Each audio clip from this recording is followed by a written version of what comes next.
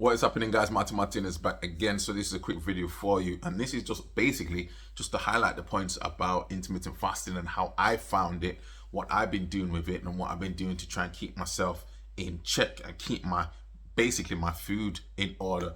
Now, for me, guys, I'm a person where my body is pretty much like more of a you could say endomorph.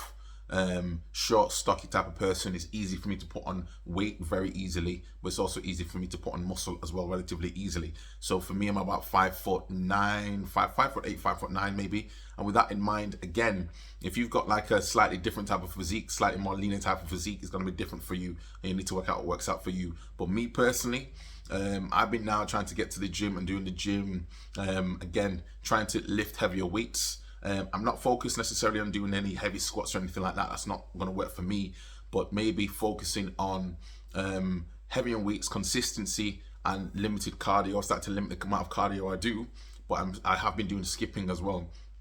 And what I've noticed as well, also with the intermittent fasting, I've been doing a window of 16-8. So I have 16 hours with no food. I break my fast at 12 midday, and then I have a window of 8 hours to eat, so 12 to 8. And then I can finish again. Now, yes, in life it's going to happen that you're going to go past that time in respect of it. Maybe you finish at 9 or something happens, or you're out with friends. You can't realistically do everything. But in all honesty, guys, again, this is not any type of scientific advice or fitness advice as such. It's just my experience. One thing I'm going to say is that I'm feeling a lot better. The fact that when your body is actually fasting, what I've started to understand and what I've been looking at, even Stephen Barnett, Diary CEO, guys, he seems to talk a lot about obviously fitness and diets and so forth, and he's done some very good interviews on the Diary CEO, so highly recommend that, guys, if you're not listening to it already. But I just noticed so much as a change mentally, physically, and again, you can see the responses from people. People naturally, I think, if you're in a room and you're in a situation where, you know, evolutionary wise, we'll look for what we perceive to be the most attractive in the room. Whether you're with somebody or not, it makes no difference, but you still will look and you'll still acknowledge it. Even if you, doesn't mean anything's gonna come from it, but you'll still see it. I've been getting those looks. And maybe it's me feeling big-headed, I don't know. But as the summer's coming around, guys, I just want to give you a reminder, a marker in time. It's February now. I don't know what's gonna happen by June, July, but obviously, if you want to get a summer body now, you've got to start thinking about it. Got to bear in mind that you're only in competition with yourself. You're not in competition with anyone else. Try and look the best version of yourself. But intermittent fasting, I found it very difficult in the beginning. And the reason being is that I think you have to kind of understand a little bit more about the science of food as well to make it a little bit easier for you. So a lot of my diets consisted mainly of, while on this fast and that 8-hour window, I usually break the fast with eggs, maybe 2 eggs. Then subsequently, I'll have my lunch. If I can, and again, I can prep everything, my lunch will probably consist of broccoli and some type of protein. So broccoli and chicken, broccoli and maybe tuna, just something along those lines. Usually it's broccoli and chicken, just to keep it simple. Do I add sauces? Not necessarily adding any type of sauce, but I will probably have maybe some type of chili sauce or something like that, which again is also good with chili in your system. I understand that can help your metabolism as well. So ultimately, it can get difficult once the 8 o'clock window hits, and this is why I make sure I've had enough in respect of broccoli and different foods to make sure that my body feels satiated, I don't feel hungry.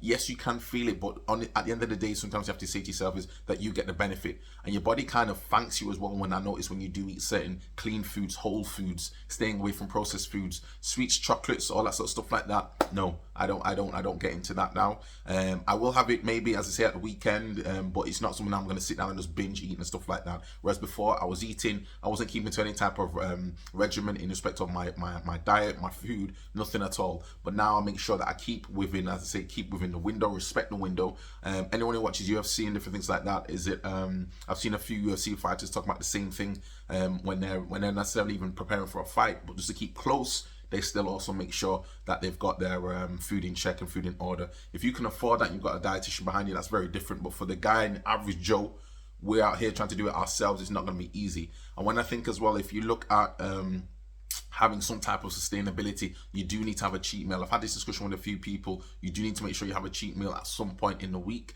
And the only reason being is, in one respect, I understand it can also assist your body to help keep burning calories, number one, because the body's like, we're not used to this food, we're not going to store it because it's not what we're used to, and it will try and basically keep your metabolism moving. But on the flip side of it, mentally as well, it's good to have that release. And one thing I notice as well is when I eat the cheat meal, I can eat the cheat meal and still feel actually like I don't really want to eat this because I'm used to eating clean. So it does make a difference. So ultimately, guys, intermittent fasting, if you've never looked into it before, I'd highly recommend you look into it if you definitely want to try and lose some weight for this year, 2024.